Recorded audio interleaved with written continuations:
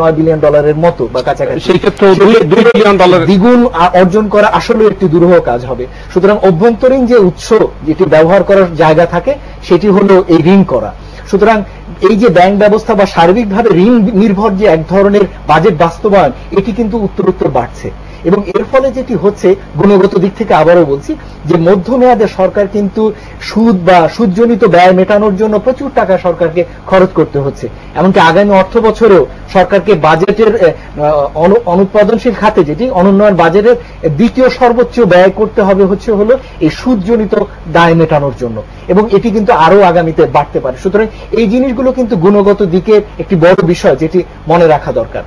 আরেকটি যেটা হচ্ছে যে উন্নয়ন বাজেটের দিকে আমরা আমাদের মনে হয় লক্ষ্য দেওয়ার বিষয় আছে যে কতটুকু আসলে গুণমান সম্পন্নভাবে আমরা এডিপি বাস্তবায়ন বা উন্নয়ন বাজেট বাস্তবায়ন করতে পারছি সেটি কিন্তু দেখার বিষয়। কিছুটা পরিবর্তন আসছে, দেখতে পাচ্ছি যে প্ল্যানিং কমিশন, উন্নয়ন পরিকল্পনা মন্ত্রণালয় বিভিন্নভাবে ছোট ছোট উদ্যোগ দিচ্ছে, কিন্তু উদ্যোগগুলো এখনো আমার কাছে মনে হচ্ছে খুব ছোট আকারের, এবং বড় আকারের বৃহৎ আকারের যে পরিবর্তন দরকার বা রাজনৈতিক সিদ্ধান্ত দরকার এই এডিপি বাস্তবায়নের ক্ষেত্রে, সেই জায়গাটির ক্ষেত্রে এখনো ঘাটতি রয়ে গেছে এবং আগামী বছর এই ঘাটতি হয়তো থেকে যাবে। ডক্টর আহসান মনসুর, গোলাম মজদুম যে বিষয়টি আলোকপাত করলেন যে ব্যয়টাকে আগে নির্ধারণ করে পরে আয়ের বিষয় খোঁজা হয়, আপনি কিভাবে দেখেন?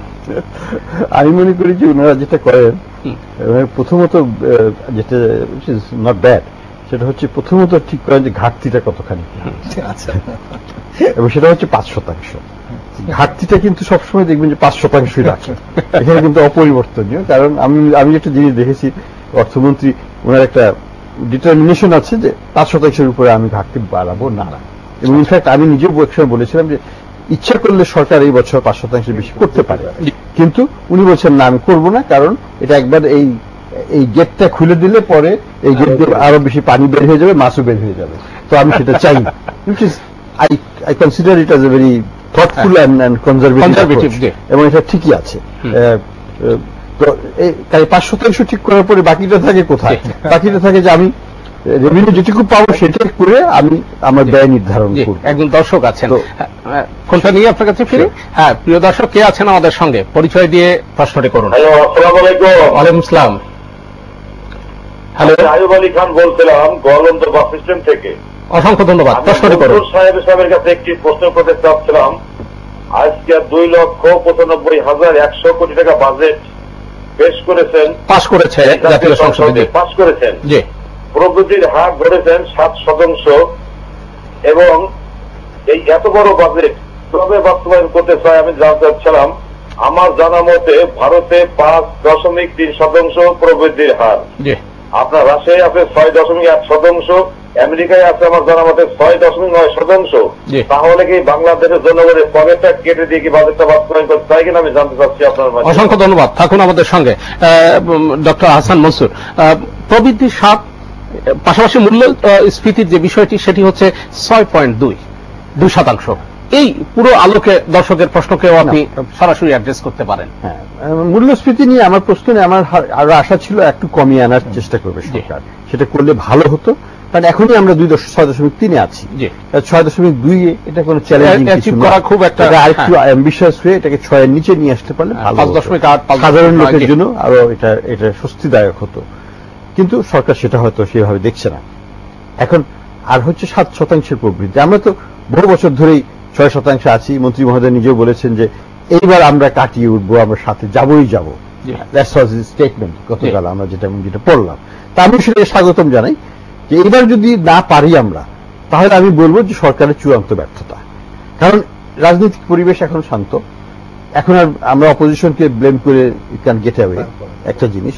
2 নম্বর হচ্ছে যে আমাদের হাতে অনেকগুলো বিনিয়োগ সুযোগ আছে। জাপান থেকে বিনিয়োগের প্রচন্ড অনেক অফার এসেছে, ভারত থেকে এসেছে, চীন থেকে এসেছে। এগুলোকে যদি আমরা এখনো বিনিয়োগ ব্যবহার করতে না পারি এখন এই মুখ্যম সময়, তাহলে কবে আমরা ব্যবহার করব?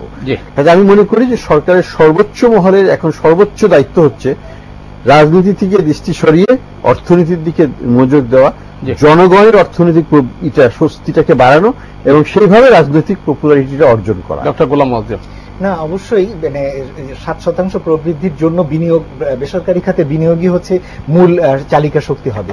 সেটি কতটুকু সম্ভব হবে এবং আগামী অর্থ বছরের জন্য প্রায় 57,000 কোটি টাকা বাড়তি বিনিয়োগ প্রয়োজন হবে। এখন বিনিয়োগের জন্য যে ধরনের কর্মপরিবেশ প্রয়োজন, আমাদের দর্শকের যে প্রশ্নটি সেটি হচ্ছে প্রতিবেশী দেশ কিংবা দূর আমেরিকা সর্বত্র তিনি কিন্তু একটা ফিগার দিয়েছেন যে সেখানকার বাস্তবতার আলোকে আমাদের দেশের সার্বিক প্রেক্ষিত বিবেচনায় 7 কি অনেক উচ্চাভিলাষী মনে হয় আপনার? না, 7 সেই অর্থে খুব বড় উচ্চাভিলাষী কোনো টার্গেট না। হয়তো প্রশ্ন উঠতে পারে এই বছর 6.5% প্রবৃদ্ধি প্রকৃতার্থে অর্জন হয়েছে কিনা, সেটি নিয়ে প্রশ্ন হতে পারে। কিন্তু যদি হয়ে থাকে তাহলে 6.5 থেকে 7% অর্জন করাটা খুব বেশি দূরবর্তী কোনো লক্ষ্য না। এবং দেখবেন যে অন্যান্য এটির সাথে সংযুক্ত যে সমস্ত লক্ষ্যগুলো, সরকারি বিনিয়োগ, বেসরকারি বিনিয়োগের যে লক্ষ্যমাত্রাগুলো, সেগুলো মোটামুটি এক ধরনের অর্জনের মতো জায়গায় রয়েছে। কিন্তু যে জায়গাটিতে ঘাটতি থেকে যাচ্ছে প্রতি বছরে এবং খুব বেশি পরিবর্তন হচ্ছে না, সেটি হলো যে বিনিয়োগ সহায়ক যে পরিবেশ বেসরকারি খাত প্রত্যাশা করেন, সেটি কিন্তু সরকারের দিক থেকে পুরোপুরি দেওয়া যাচ্ছে না। আপনি দেখবেন যে বেসরকারি খাতে বিনিয়োগের জন্য যে ধরনের অবকাঠামোগত জায়গাগুলোকে তারা বারবার বলছেন, দেখবেন যে সবসময় সব আলোচনা অবকাঠামো আসছে, সেই অবকাঠামো কিন্তু দেওয়া যাচ্ছে না। গ্যাসের ক্ষেত্রে ঘাটতি রয়েছে, সুতরাং গ্যাসের ব্যবস্থা উন্নয়নের জন্য যে বাজেট দেওয়া দরকার এবছর সেই জায়গায় জাস্ট দ্বিগুণ করা হলেও এখনো খুব নিম্ন পর্যায়ে গ্যাসের বরাদ্দ, গ্যাসের সাপ্লাই বা ডিস্ট্রিবিউশনের জন্য আরো বাড়তি বরাদ্দ দরকার ছিল। আবার একই সাথে যাতায়াতের জন্য বা যোগাযোগের জন্য যে ধরনের প্রকল্পগুলো বাস্তবায়ন দরকার, সেই জায়গার ক্ষেত্রেও আমরা খুব বড় পরিবর্তন দেখছি না। আশা করছি এবছর ঢাকা চিট্টগ্রাম হাইওয়ে শেষ হবে বা ঢাকা ময়মনসিংহ হাইওয়ে শেষ হবে, কিন্তু তারপরেও কিন্তু যোগাযোগ খাতে দুর্বলতা থেকে যাবে। একই সাথে গভর্নমেন্ট কিন্তু 8টি প্রজেক্টকে ফাস্ট ট্র্যাক প্রজেক্ট করেছিল, সেই ফাস্ট ট্র্যাক প্রজেক্টগুলোর মধ্যে পদ্মা সেতু রয়েছে। কিন্তু আমরা দেখেছি এই 8টি প্রজেক্টের মধ্যে পদ্মা সেতু এবং ঢাকা মেট্রো রেল এছাড়া বাকি 6টি প্রজেক্টের ক্ষেত্রে আশাব্যঞ্জক অগ্রগতি কিন্তু হচ্ছে না। এবং এর ছাড়া বিভিন্ন খাতভিত্তিক যে সমস্ত প্রকল্পগুলো নেয়ার কথা, যেমন চামড়া শিল্পের নগরে স্থানান্তরের প্রকল্প, এটি আটকে আছে, আগাচ্ছে না। একই সাথে গার্মেন্ট শিল্প পল্লীর স্থাপনের কাজ সেটি কিন্তু খুব ধীরে আগাচ্ছে। আইসিটি পল্লী হওয়ার কথা, এপিআই ফার্মাসিউটিক্যালস পার্ক হওয়ার কথা। এই যে খাতভিত্তিক প্রকল্প যেগুলোর জন্য জমির জন্য বিনিয়োগকারীরা হন্যে হয়ে খুঁজছেন, সেই প্রকল্পগুলো কিন্তু দ্রুত গতিতে শেষ করা দরকার। কিন্তু যেভাবে বরাদ্দ রয়েছে আগামী অর্থ বছরের জন্য সেটি যথেষ্ট নয়। এ কারণে মনে হচ্ছে যে বিনিয়োগ যতটুকু প্রত্যাশা করা হচ্ছে সেটুকু শেষ পর্যন্ত আসলে অর্জন হবে কিনা। আমাদের এই আলোচনা চলবে, আমরা ছোট্ট একটা বিরতিতে যাব। প্রিয় দর্শক, আপনারা দেখছেন নিটোল তথা মাই টিভি সংলাপ। যাচ্ছি ছোট্ট একটা বিরতিতে, আশা করি ফিরে আপনাদের সঙ্গে পাবো। আপনারা দেখছেন নিটোল টাটা মাই টিভি সংলাপ।